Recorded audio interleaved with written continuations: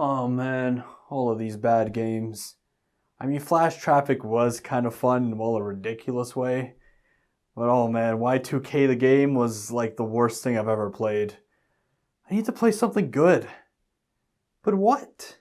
Mephistopheles is at your service. Allow me to help you out a little. Paint a little picture, as it will. Why, hello there. I hear voices, see faces. I think I know what's going on here. I think I'm going to be in some sort of battle, and you are the adversary. I see that you're tired of playing all these awful games. I really do admire you, hipster.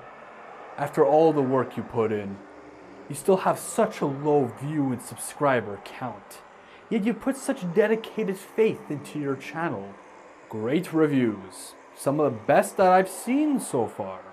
Well, if I were in your shoes, I'd be desperate to increase my view and subscriber count. But as I've once told Faust, there is no viler object in this world than the poor devil stricken with despair. You're wasting your time, hipster. And what's more, you're wasting the gift that the Almighty has lavished upon you. But people like it when I review bad games.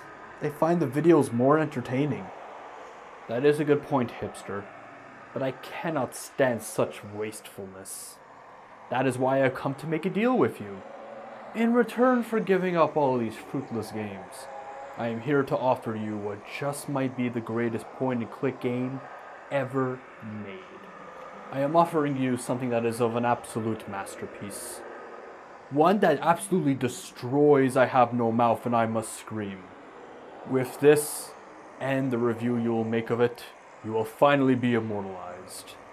So what do you say? Well, that sounds great and all, but surely there's going to be a drawback to this. All in exchange is your soul. A very small offering. However, once you complete the review, you will die, and your soul will be mine. So basically I'm going to be dead within like a week and then I'm going to end up in hell? Yeah, sure, why not? Perfect. Just sign here. Well, this game was, talk about fantastic, yet a really dark and emotionally distressing experience. I guess it's time to do my review of it. Who's that pointing and clicking his way to internet fame? It might be a little too cool for your mainstream kind of games. But if you like retro consoles and obscure PC stuff, then you might just be hip enough for this pretentious hipster. This is made by what is probably the most outsider combo possible for gaming. Developed by Arxel Tribe and published by Cryo. Most of the time, anything Cryo releases becomes super polarizing. They seem to have a theme of publishing games without a copyright works, doing whatever the hell they want with them, and are described as being a hellish experience. However, unlike the others, it seems like this game actually has quite a bit of praise. It's also surprising considering that this was a budget title, released for only $20. I'm sure most of you have heard of Faust. The story is based off of Johann Faust from the 15th century and ended up being a part of the classic German legend. It's been adapted countless times. First, you have the literary adaptations from Marlowe, Mann, Bennett, and probably the most famous Goethe. There's also the cinematic adaptations. The highlights include the obvious Murnau silent version and Sokolov. However, you've got the strange ones like Phantoms of the Paradise or the disastrous Faust, Love of the Damned, which yes, is a superhero film. However, this might honestly be the weirdest adaptation of it. I mean, the opening cutscene shows a ghost sex scene and two tigers having sex. I mean, there is obviously context to this that you see later on, but man oh man, what a start to this. It then advances to the setup of the plot. Faust appears out of nowhere in an abandoned amusement park called Dreamland Amusement Park. Or well, I'm sorry. According to the game, it's called the Ramland Amusement Park. And well, you can already see how odd it is from the dialogue. Basically, Mephisto is having a dispute with God, one that he calls a small accounting problem. He takes Faust to the amusement park that has some problematic characters, and end up being abandoned solely because of the events related to them.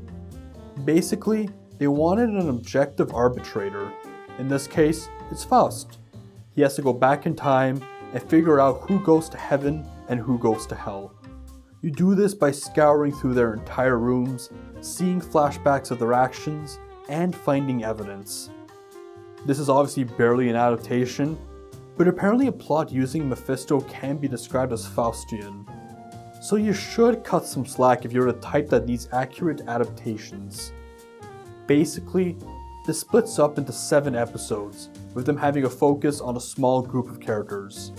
Yet most of them link each other to a bigger picture. I obviously won't go too much into detail, as most of this game is about exploring these plots. The first one is of a group of Siamese twins who are very passionate about satisfying a strongman named Hannibal. Mephisto then makes a deal to split them up in exchange for no longer having a chance with Hannibal. It all turns to hell after that. The second one is probably closest to Goethe's Faust, of a genius who is offered to obtain an all-encompassing knowledge. The third one deals with an artist who is a Casanova, who prefers lust over his talent as an artist. His plot, and of the final episode, wraps around together in what was something incredibly dark yet emotional. However, I will leave it for near the end of the video as they are spoilers. As you start an episode, you can examine stuff like the stars of the episode, which are the people involved. And anytime you complete an episode, you can read a notebook that provides a more in-depth analysis of the episodes you've completed. The narrative comes across as disjointed, and some left up for interpretation. This is because you experience plot progression through flashbacks. When you solve puzzles, or merely just interact with an item, a flashback shows up. Sometimes they're pretty much jump scares. The voice acting is quite phenomenal for the most part. It suited the overall surreal atmosphere of it. Mephisto usually just consists of doing weird hand motions while acting, but the voice itself is quite fantastic. Having the smart-ass demeanor to the voice. It's sad. Sad, a world where a man can't even sell his soul anymore. You are the devil? Don't get overexcited, young man. Nothing so grand, I'm afraid. I'm just a wanderer who enjoys granting the wishes of talented men. You came for my soul? You really are far too conventional in your way of thinking, my friend. I came to offer you a deal. I have the power to make your dream come true. I can make you irresistible. Irresistible? You mean that every woman I want will fall at my feet? Those and others too. Providing, naturally, that you behave like a gentleman. I have the greatest respect for the fair sex and would not encourage another ruffian in this world. Deal! Whoa! Let me at least state my price. Now, if there are 2 things that cryo games are known for, it's that they are missed clones, and usually contain total guesswork. I was initially going to save this for my Games Lost in the Mists of Time series, but upon playing it, I realized that this is far from a missed clone. It's based in inventory management and solving puzzles through them, which Myst is not really known for at all. It doesn't really give this sense of isolation as you see so many flashbacks and characters. It doesn't provide a sense of exploration as is mostly puzzle focused instead. Finally, your character has a lot of development. In the Myst games, you basically feel like you're the protagonist instead, if that makes sense, leaving a lot of the lead character's development open for you. The gameplay for this honestly isn't based on rune logic.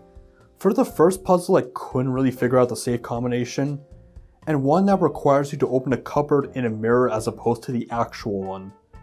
The use of the homunculus is pretty much always illogical, But the good news is that you start fresh with items, and you pretty much only use them right at the beginning. So there were only so many options. I assume it was quite accurate about its depiction, seeing the images of the various Faust artworks, and the voice is even similar to another depiction of them in a Konami game called Shadow of Destiny. They initially can scare you a lot with how they are. For example, one dealt with longitude and latitude, and I assume that it required previous knowledge about it, but that's hardly the case. It was basically just trying two different combinations. A similar instance happened with the color spectrum. The second episode has easily the most interesting puzzles. You basically had to find various stones and minerals by solving riddles. They seemed fairly straightforward, but just challenging enough to pique your interest. Once again, they had that initial scare as one of them was a Latin riddle, but they translated it right after. Most of it just comes down to interacting with the right items by clicking on them to unlock all the flashbacks, or opening doorways by using the correct key. There are 3 instances of more arcade-like gameplay, and they become more of a strength, even if it's a type of games you don't really expect. You can access them at any time in the attractions section in the main menu. It includes a sort of underground roller coaster ride full of skeletons, where you gotta choose the right direction. It also includes a maze in a sort of sewer-like system, and a poker game. I hate first-person mazes in games, but in this one they are done quite well, especially in the former because the animation with the music is always engaging. The mazes themselves are quite easy to solve as well, so you won't find yourself too frustrated. There are a surprising amount of game overs in this. Open a letter wrong and you're screwed. A weird one was someone coming up to me for a poker game. You gotta give him a drink, which by the way is during the prohibition, and if you don't do so in time, he's just like screw it and then walks away. Its strength actually lies in the music though. It's at the point where they always loop, but I never felt tired of them. The problem is that even though the works are like 90 to 100 years old, they're still copyrighted here on YouTube. So I can only play so many cutscenes, I can't really show how the sounds are for any of the gameplay. Anyways, the music includes John Lee Hooker, Clyde McCoy, Franz Liszt, Sinju Gumi, Marvin Gaye, Stan Getz, Sarah Vaughan, Margaret Whiting, Lee Konitz, Gary Mulligan, Hazy Osterwald, and Mel Torme. The mood of it kinda feels like the music by The Caretaker. However, the highlight of it is in the final episode. It goes for an emotional sort of episode as opposed to showing the overall darkness of humanity, and the music for it completely changes. In this case, a more modern trip-hop song by Presence called Far Far Away From My Heart starts playing. Looking it up, it is quite obscure, but it has Sharon Nelson, who I'm sure you know as she was a vocalist of the song Unfinished Symphony by Massive Attack. It is a huge jump in atmosphere, and honestly one of the most effective uses of music I've experienced in a game. There are barely any flaws in this, but they come down to more technical issues. Firstly, the graphics are so damn bad, especially the animations where some of it just seemed more glitched out than anything. The second one is the fact that this is a foreign game. I assume it was initially in French because of where Cryo was based, and there are tons of typos in this. Now it's time to explore my favorite plot point. You can skip to this part of the video if you don't want to hear about it and experience it for yourself. It is up to interpretation to some degree, so I may be wrong. The Casanova character signs a contract where he is given the ability to read minds, leading him to getting laid a lot more easily. In exchange, it seems like he will only be able to create one painting that will be his masterpiece, and then his talent is exhausted. In the end of the 3rd episode, you see the place where he creates his art, and it is something that is absolutely terrifying.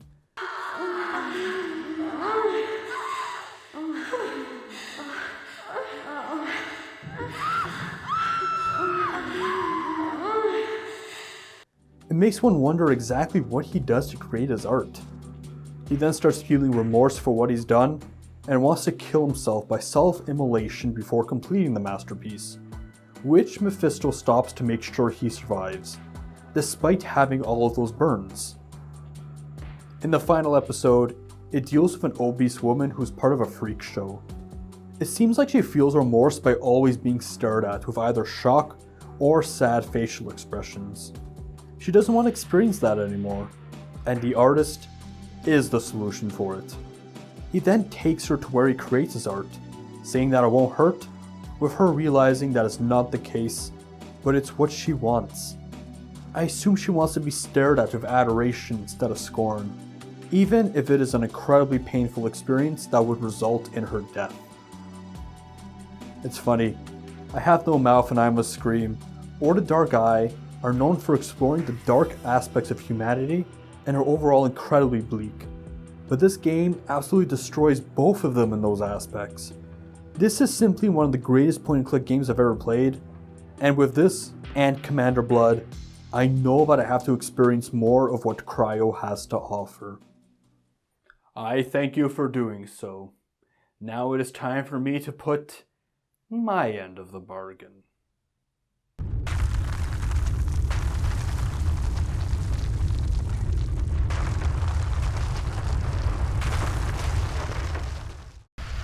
You know what? This place doesn't seem that bad. I guess it was worth it after all.